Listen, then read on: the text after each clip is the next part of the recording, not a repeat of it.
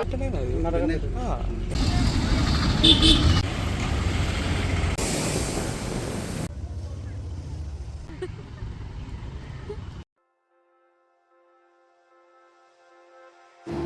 All, welcome back to my channel. ഇന്ന് ഞാൻ നിങ്ങളെ പരിചയപ്പെടുത്താൻ പോകുന്നത് ആലപ്പുഴയിൽ മസ്റ്റായിട്ട് വിസിറ്റ് ചെയ്യേണ്ട 7 സ്ഥലങ്ങളെ പറ്റിയാണ്. വൺ ഡേ ടൂറിനായി പോകാൻ ആഗ്രഹിക്കുന്നവർ ഈ വീഡിയോ എന്തായാലും കണ്ടു വെക്കുക, അവർക്ക് ഉപകാരപ്രദമാകും. എന്തായാലും നമുക്ക് വീഡിയോയിലേക്ക് പോകാം.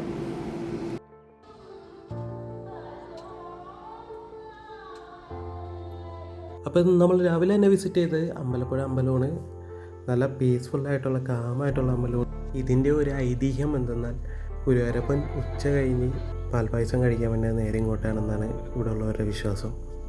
നമ്മളിവിടെ എത്തിക്കഴിയുമ്പോൾ ഭയങ്കര റിലാക്സേഷൻ ആൻഡ് കാം, മനസ്സിന് എന്തോ ഒരു സമാധാനം കിട്ടുന്നൊരു ഫീലാണ്. എന്തായാലും നമ്മൾ പ്രാർത്ഥനയെല്ലാം കഴിഞ്ഞ് ഇവിടെ നിന്ന് നേരെ പോയത് ആലപ്പുഴയിലേക്കാണ്. ആലപ്പുഴയുടെ മെയിൻ അട്രാക്ഷനായ ഹൗസ് ബോട്ടിലേക്കാണ് നമ്മൾ അടുത്ത പ്രയാണം ആരംഭിച്ചത്. ആലപ്പുഴയിൽ നിങ്ങൾ വന്നിട്ടുണ്ടെങ്കിൽ എന്തായാലും ഹൗസ് ബോട്ടിൽ കയറിയിരിക്കണം. ഒരു ടൈമെങ്കിലും നമ്മൾ ഈ ഹൗസ് ബോട്ടിൽ വന്നില്ലെങ്കിൽ ആലപ്പുഴയിൽ വന്നതൊരു ഫുൾഫില്ലാവില്ല.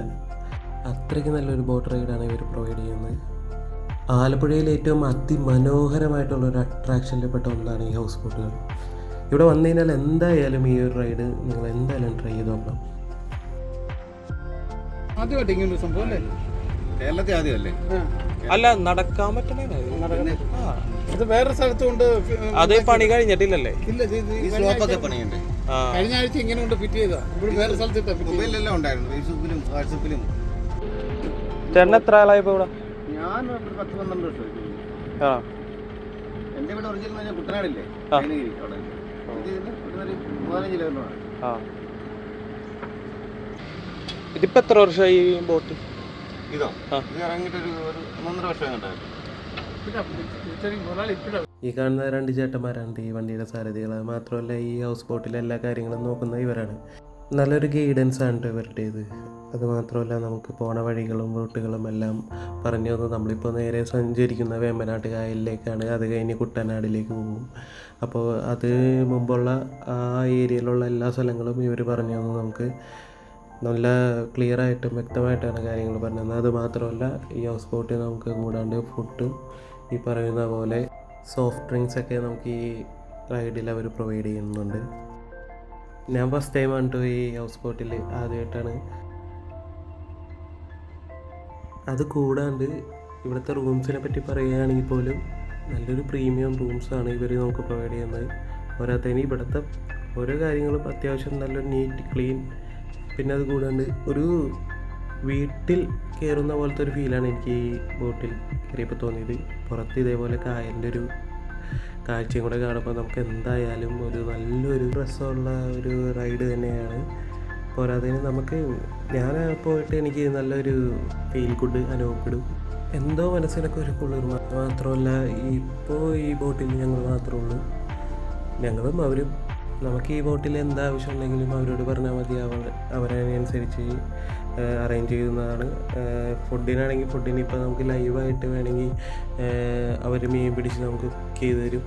അതേപോലെ മറ്റൊരുപാട് കാര്യങ്ങളും കാഴ്ചകളും ഈ ഹൗസ് ബോട്ടിൽ ലഭ്യമാണ്. അപ്പോൾ എന്തായാലും ആലപ്പുഴ വന്നവർ ഇതൊന്ന് ട്രൈ ചെയ്ത് നോക്കുക.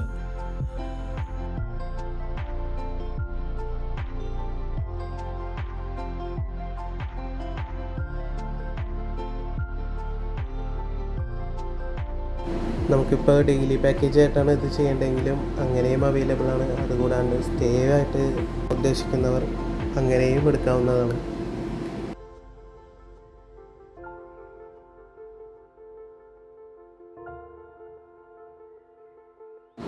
ഹൗസ് ബോട്ട് കൂടാണ്ട് നമുക്കിവിടെ മറ്റു പല ആക്ടിവിറ്റീസുകളുമുണ്ട്. കയാക്കിംഗ് ഉണ്ട്, സ്പീഡ് ലോഞ്ച് ഉണ്ട്.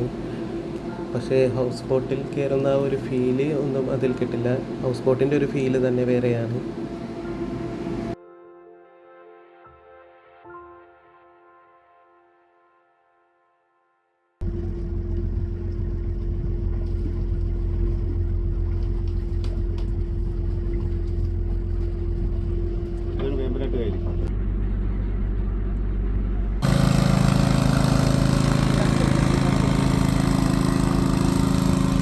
ഇതുപോലുള്ള കുഞ്ഞു കുഞ്ഞു ബോട്ടുകളും ഇവിടെ അവൈലബിൾ ആണ്.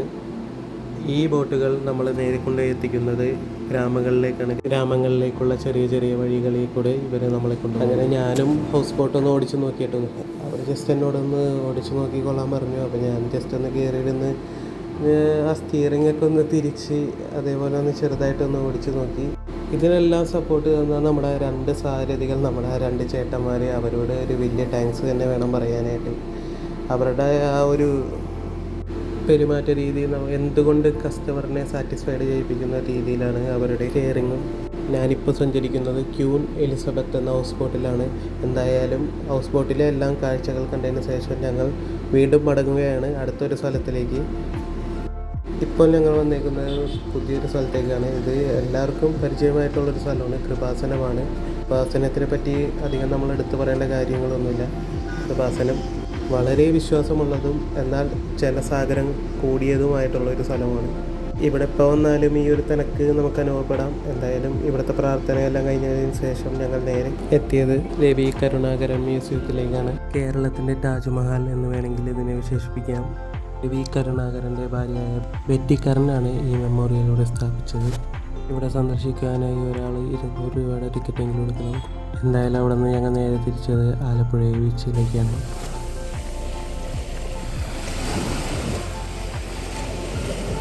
നല്ലപോലെ തിര അടിച്ച് കയറുന്ന ഒരു ബീച്ചാണത്.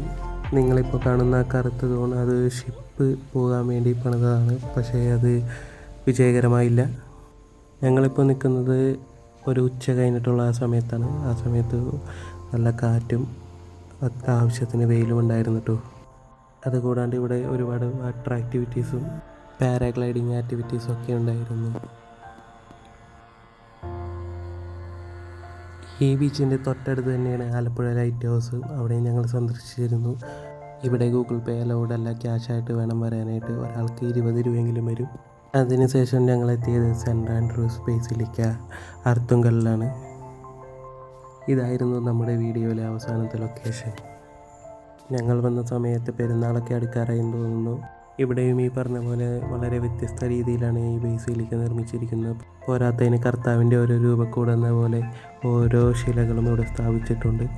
വളരെ മനോഹരമാണ് ഈ പള്ളി. എന്തായാലും ഇവിടെ ഞങ്ങൾ കുറച്ചധികം സമയം ചിലവഴിച്ചു എന്ന് വേണം പറയാനായിട്ട്. എന്തായാലും ഞാൻ ഈ വീഡിയോ വൈൻഡപ്പ് ചെയ്യുകയാണ്. പുതിയൊരു വീഡിയോ ആയിട്ട് വരുന്നവരെ എല്ലാവർക്കും ബൈ ബൈ.